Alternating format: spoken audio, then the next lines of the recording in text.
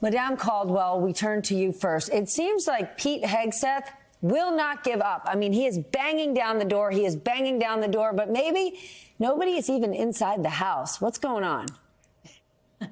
He's not giving up. And the reason is because essentially Donald Trump has told him to keep fighting, and he's going to do that. But the catch is Donald Trump isn't going out on a limb for Pete Hegseth. I'm told by Republican senators, Republican sources who say that Donald Trump isn't going to fight this fight for Pete Hegseth, but if Pete Hegseth can swim, then he's going to let him try to get confirmed. Meanwhile, what's really telling is the fact that Trump team floated another nominee, Ron DeSantis. And I'm told that that's actually very real, that Ron DeSantis is absolutely in the running should Pete Hegseth flail. And the reality is on Capitol Hill that even the senators who are giving positive vibes about Pete Hegseth, this is making them so uncomfortable. And there's not that many senators that need to defect in order for him to fail this nomination. So, you know, it's a very uphill battle, and there's a lot of questions among senators if he can even make it through next week. My question, Pete Hegseth making the argument, if he gets this job to lead the Department of Defense, he will stop drinking.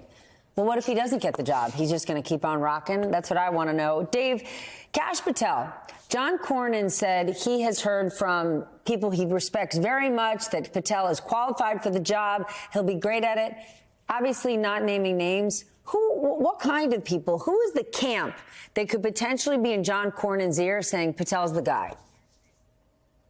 This is a very long-running discussion in MAGA world and conservative world.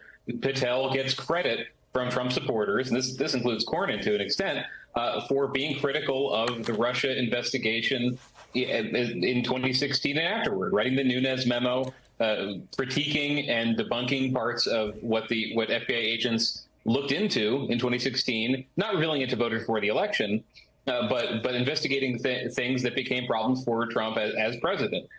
He is, whether Democrats like it or not, he's taken very seriously on that. The fact that FBI agents who investigated whether Trump was getting benefits from Russia, whether Russia interfered in the election directly on his behalf, that does matter.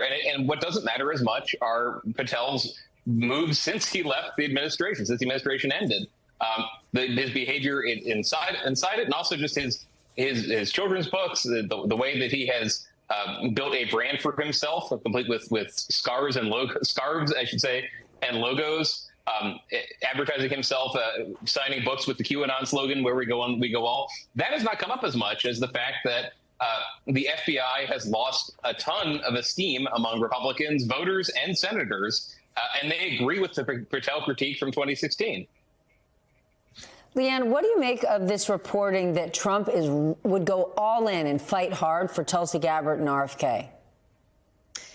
Yeah, so it's interesting to see how Trump has handled all of these nominations. With Matt Gaetz, he wasn't out front. With Pete Hegseth, he's not super out front either. You see a little bit of online push from people around Trump in support of Pete Hegseth, but Trump hasn't really full-throatedly defended Hegseth. Now, with Gabbard and RFK, those are two people who really fulfill Donald Trump's campaign promises. He obviously made a deal with RFK during the campaign in exchange for his endorsement that he would bring him into the fold and let RFK do what he wants with the health agencies.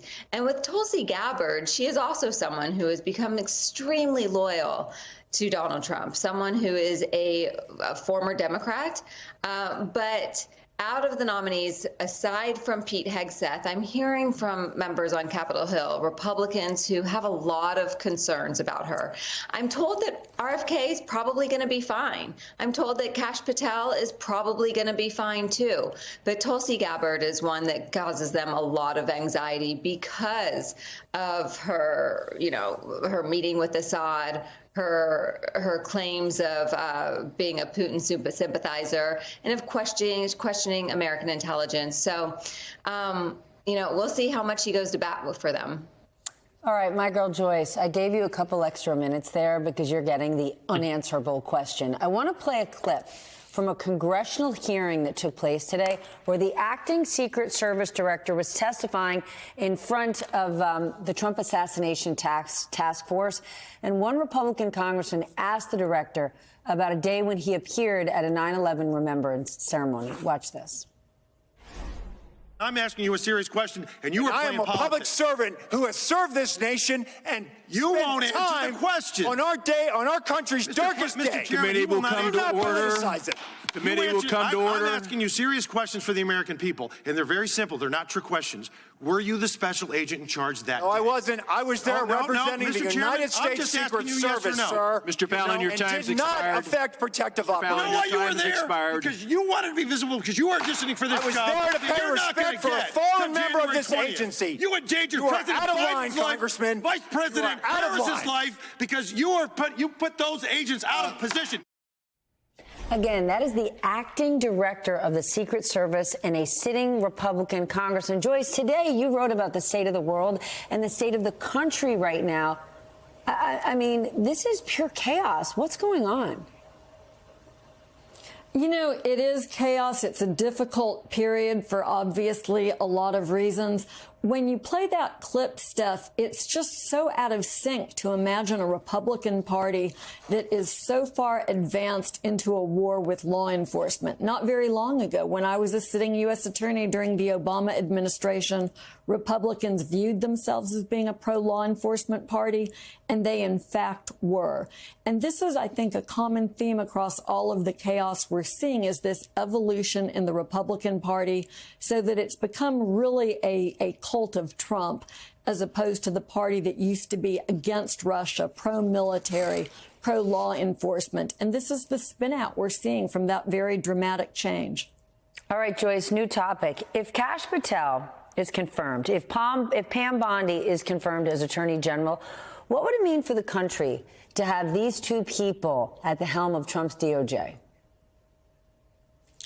It'll depend upon whether or not they take their oaths of office seriously, because one of the most important jobs of the leadership of the Justice Department, you know, you have the Attorney General and then the 4 law enforcement agencies. FBI is one of the 4, ATF, DEA, and the Marshals Service. And their duty, their oath is to the Constitution and to doing justice.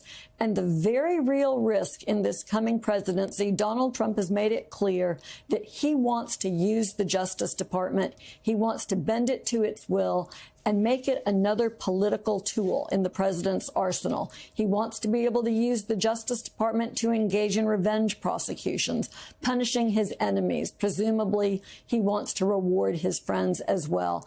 And so it will be up to Bondi and to Kash Patel, if they are confirmed, to draw the line. And this is the issue that senators face in this confirmation. Do they believe that they would be willing to draw that line? Or would they, in fact, surrender the Justice Department to the presidency? Dave, let's go back to you. You were in Scottsdale, Arizona tonight covering a DNC meeting. It sounds like the youngsters are breaking out over there. What stands out to you about where Democrats are going in terms of their leadership positions?